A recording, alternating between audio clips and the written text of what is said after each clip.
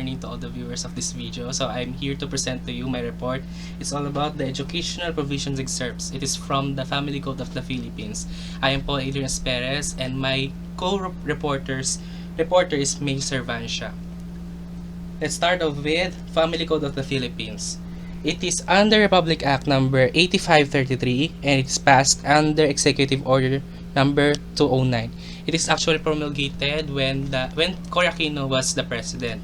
And this body of law is actually composed of many titles, but we only get this Title 9 because it has all the provisions for the education. And Title 9 has the title Parental Authority. Okay, let's start off with Chapter 1. Chapter 1 is all about the general provisions. This is where the general provisions for the parental authority is located and you can find. So first, Article 209, this is the title. To sum it all up, to make the legal words deeper, shallow, which means understandable to anyone, it is the right of every Filipino children to be taken care of, to become developed citizens of our country. So this is the main essence of this article. So it is the right for every Filipino to be taken care of. So sino ba yung sino ba ang may responsibility for this para mahubog ang mga kabataan? So ito yon. This is now the question. Who has the authority and responsibility over the children? Because sometimes there are many people who want to take care of the children, but who has the principal, who is the primary responsible for the children? So it is found on Article 211. So it is stated that the parents are the primary who has the primary responsibility and authority over the children. So only the parents, the father and the mother. And it has a follow-up provision which stated that this duty should not be renounced or transferred. When we say renounce, hindi porket sinabi niyang ayaw niya na suportahan ng children, pwede niya nang iwan ng mga bata. Hindi ganun responsibility ng mga parents sa kanyang mga children. At hindi rin siya pwedeng ilipat ng ganun-ganun lang kadali without the legal consent. And the follow-up for this is Article 213. In case of disagreement, the father's decision shall prevail. So kung sakaling magka-agreement pa rin, it is not for the patriarchal reason because sometimes the father's decision is the traditional, di ba? Na maging yung decision ng father yung minsan nananaig sa family. Kaya minsan nagiging patriarchal, and even in the legal aspect sa father pa rin nasusunod. Okay, the next question. What if either of the parents died? Who would take over his or her role? Because sometimes, di ba, meron tayong mga nakikita mga incident na yung mga parents, one of the parents na mamatay. So, sino yung pwedeng pumalit? Di ba? Although meron, halimbawa, nandiyan pa rin si father, nandiyan si mother, pero paano yung mga ibang tao na nakapaligid? So, let's take this up. According to Article 212, yung the present parent yung maaaring mag-alaga.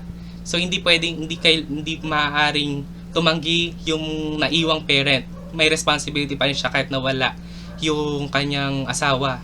So, di ba nga ang present parent minsan is having another woman or another man, nagpapakasal ulit. Pero, ito yon. How about he or she remarries another? So, paano na yung mangyayari niyan?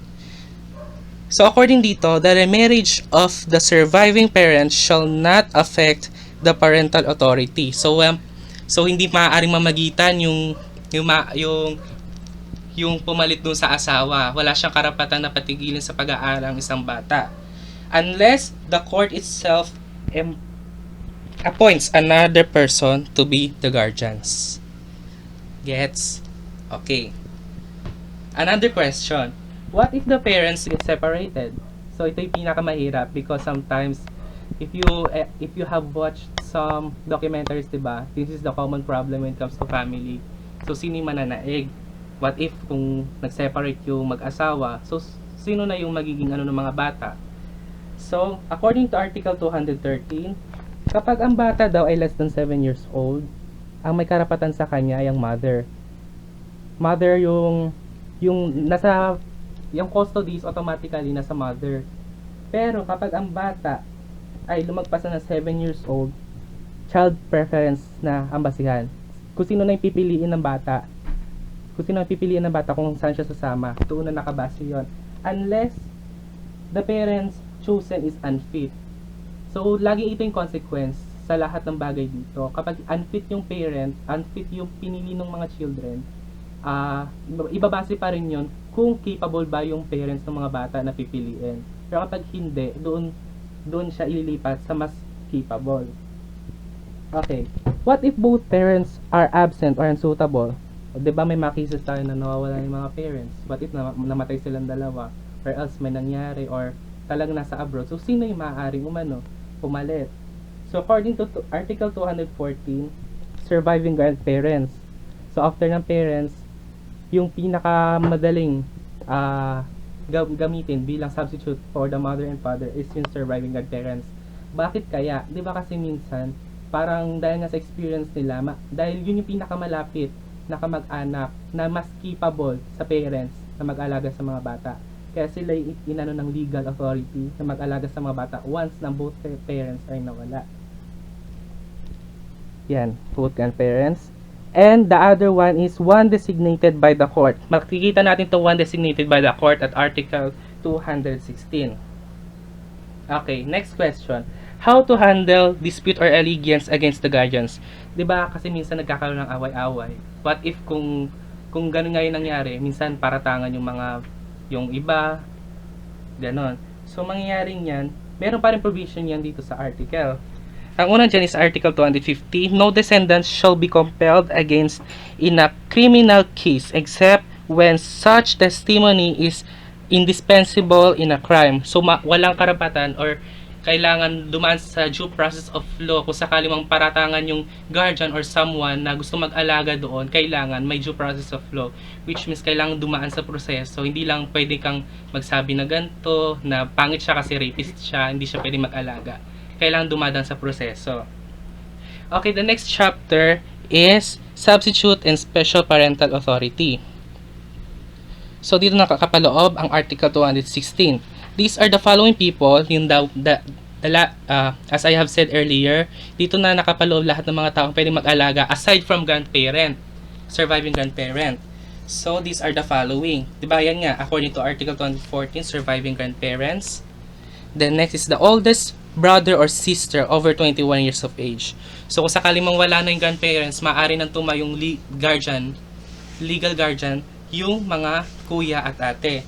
And next is the child's actual custodian over 21 years of age. Dito na papasok yung mga auntie, yung mga tito, mga ninong at ninang. Basta aprubahan ng legal ng batas. What if wala pa rin? The kids are not given importance or care. What if kung wala talaga, kung sakaling unfit ang lahat ng mga magiging guardian? So ito yung maaaring mangyari. According to Article 217, abandoned, neglected, or abused children will be brought to orphanages or other institutions only accredited by the government agencies. One example of that government agency is the DSWD, or the Department of Social Welfare and Development. This is where most children na abandoned are put so that they would get still a good life. So the next one is now, who have the special parental authority responsibilities over the children. So this is now the chapter where there is no blood connection. So it discusses all about the people that can still have the special authority over the children even though there's no blood connection. So let's start with Article 218. It discusses all the people that have the special authority, and this is now the teacher. We, the teacher, have the special authority over the children, whether inside or outside the school, as long as there is an activity held by the school. It's also the school administrator's responsibility for taking care of the children over the school premises. The next is Article 219. So this is now the babala. Those who are given the authority over the children are solely liable. So those people who have been mentioned here that has the authority over the children, like the parents, the grandparents, the eldest or elder brother, sister, the aunt, the the tito and tita, and also the teachers and the school administrators have the sole liable for the children. Whatever happens to those children, for example, the injuries or the damages, these are all responsibility or liabilities of those people that have been mentioned. And also the respective liabilities of those referred to shall not apply if it is proved that they exercise the proper diligence required under the particular circumstances. So it doesn't mean na may nangyaring masama sa children, ikaw na kagad yung pananagutan. I mean yung halimbawa nasugatan siya pero ginawa mo naman yung lahat for the children, for the sake of the safety of the children, na makaiwas sa gantong injury. Hindi naman kagad-kagad na malalagot ka as long as maganda yung naging hangarin mo sa bata, na hindi mo sinasadya yung mga nangyayari na masama for the children. Then the last chapter for my report is all about the chapter 3, effects of parental authority upon the persons of the children. So this is where now the rights of this is now the duties of the people over the children are included. So let's start with Article 220. So here they are: duties and responsibilities of the persons of the children. First, duty of those people is to educate them, na pag-aralin sila. Then next is guide them love and affection. Next, provide moral and spiritual guidance. Number 4, protect and maintain their physical and mental health. And number 5, to furnish them with good and wholesome educational materials. So these are the basic needs actually of the children na kailangan na masustain ng mga people that has a parental authority over those children. But aside from this, there are other duties and responsibilities of those people, from number 6 to 9, to represent them in all matters affecting their interest, to demand from them respect and obedience, to impose discipline on them, and to perform such other duties as are imposed by the law. So these are the duties and responsibilities of those people. Article 221, the same as Article 219. What did I mention in Article 219 again? So let's see. So this is where parang inulit lang siya. Inulit lang yung Article 219. So it is also said in Article 221 that the sole that the people are liable for anything that happens to the children. Okay? Then Article 222. The court may appoint a guardian of the child's property or a guardian ad litem when the best interest of the child so require. So that's my report now, and let's listen now to May Servancia as she continue our report.